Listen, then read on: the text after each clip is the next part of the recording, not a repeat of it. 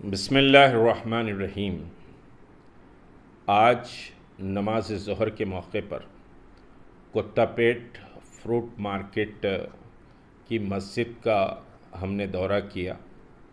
इस दौरे में तहरीक मुस्लिम शबान के मेरे साथी और रफ़ीक़ कार मौजूद थे। और सबसे हैरत की बात यह है कि मस्जिद को जाने के लिए पुलिस वहाँ रुकावटें खड़ी कर रही है और कोई सवारी को मस्जिद तक जाने की इजाज़त नहीं दी जा रही है और जो लोग आ रहे हैं उनके नाम रजिस्टर में लिखकर मस्जिद को छोड़ा जा रहा है। इसके माना ये है कि पुलिस गैर महसूस तरीक़े से उस मस्जिद को पहले वीरान करना चाह रही है और उसके बाद शायद मस्जिद को शहीद करने का मंसूबा हुकूमत रखती है। वहाँ दवाखाना बहरहाल समझिए कि तामीर किए जाने की बात चीफ़ मिनिस्टर ने असम्बली में कही है। मुझे इस बात पर बड़ी हैरत और समझिए कि ताज्जुब भी है कि हमारे 2 MLA वहाँ कुत्तापेट मार्केट का दौरा किए और व्यापारियों से बात किए और कोई मस्जिद का दौरा न किए और न मस्जिद के ताल्लुक़ से वहाँ कोई बयान जारी किया गया, न असम्बली में फ्रूट मार्केट की मुंतकिली की जो बात की गई वहाँ पर भी कोई बात मस्जिद के ताल्लुक़ से नहीं की गई।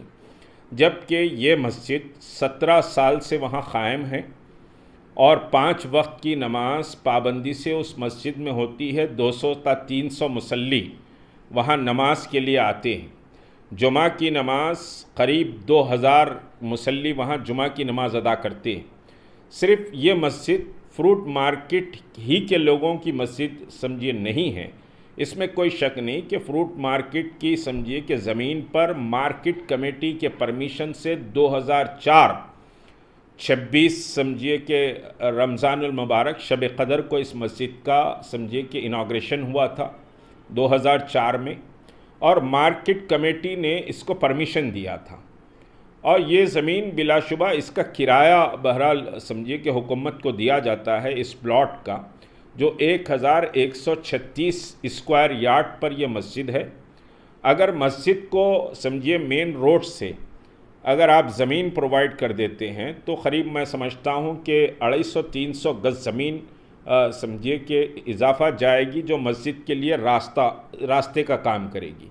BSNL का ऑफिस जो समझिए फ्रूट मार्केट को लगा हुआ है उसी की दीवार से लगी हुई यह मस्जिद है और बड़ी मस्जिद है, आबाद मस्जिद है।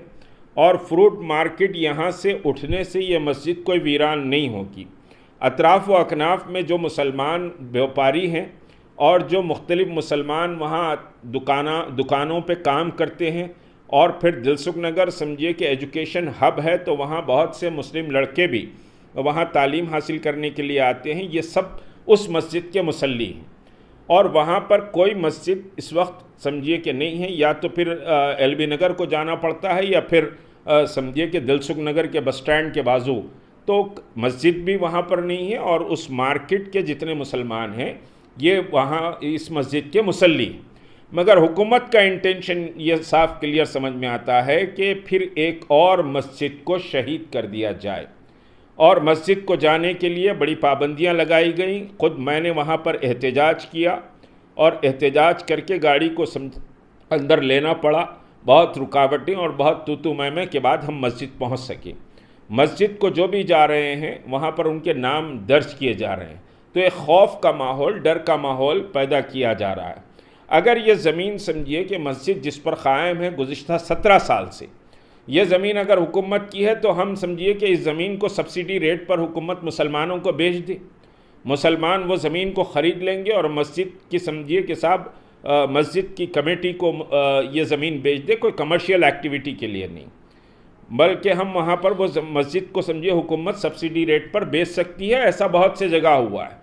तो ये मस्जिद को शहीद समझिए कि अगर हुकूमत करेगी तो बहुत मसाइल पैदा होंगे और तेलंगाना हुकूमत पर समझिए कि पहले ही मसाजिद की शहादत के दाग लगे हुए हैं। ऐसा समझा जाएगा कि तेलंगाना हुकूमत इंटेंशनली मसाजिद को शहीद करने का काम कर रही है। आप अगर मस्जिद की ज़मीन की कीमत लेना चाहते हैं तो समझिए कि मुसलमान तैयार हैं। हम इस सिलसिले में समझिए कि जो मुतल्लिक़ा वज़रा हैं और ख़ुद होम मिनिस्टर साहब हैं उनसे भी हम मुलाकात करेंगे। बाज़ाब्ता एक मेमोरेंडम दिया जाएगा। हुकूमत अगर सब्सिडी रेट पर ये ज़मीन समझिए कि मस्जिद कमेटी को फ़रोख्त कर देती है तो मुसलमान इसको ख़रीदने के लिए तैयार हैं और मस्जिद की तामीर हम मस्जिद समझिए कि कर लेंगे। कोई रुकावट दवाखाने के बनने में मस्जिद कोई रुकावट नहीं है। मस्जिद बिल्कुल कोने में समझिए कि दीवार से लगे हुए एरिए पर मस्जिद है। कोई प्लान में या कोई रुकावट मस्जिद की वजह से नहीं होगी। तो मस्जिद को बाकी रखा जाए और वहाँ समझिए कि मस्जिद ये आबाद मस्जिद है, 17 साल से वहाँ इबादत हो रही है और मार्केट कमेटी के परमिशन से ये मस्जिद कायम हुई है। दूसरी जो बात है कि 2001 में ही रजिस्ट्रेशन समझिए आप government of Telangana registration and Islam department जो सोसाइटी रजिस्ट्रेशन है उसका समझिए बाज़ाब्ता रजिस्ट्रेशन भी किया गया है और समझिए कि उसकी कमेटी 2001 में ही Jama Masjid fruit market society के तहत रजिस्टर की गई है कमेटी। तो बाज़ाब्ता एक कमेटी है और वो कमेटी समझिए कि साहब मस्जिद की ज़मीन सब्सिडी रेट पर ख़रीदेगी। हुकूमत अपना दिल ज़रा बड़ा करे इस सिलसिले में। मस्जिद की शहादत हुकूमत की नेक नामी पर एक बड़ा समझिए कि सियाह दाग लगेगा। पहले इस सेक्रेटेरिएट के मसाजिद और एक खाने की मस्जिद अंबरपेट की और समझिए कि दूसरे मसाइल खम्मम की मस्जिद, ये सब हुकूमत पर पहले ही समझिए कि दाग लगे हुए हैं। अगर तेलंगाना हुकूमत अपने दिल को समझिए ज़रा बड़ा करती है तो यकीनी तौर पर हम उसका खैर मकदम करेंगे। और फिर दूसरी समझिए कि बात है, मैं दूसरे मौके पर कहूँगा कि भाई वक्त ज़मीन पर फ्रूट मार्केट का क़याम समझ में नहीं आया। हुकूमत को चाहिए कि फ्रूट मार्केट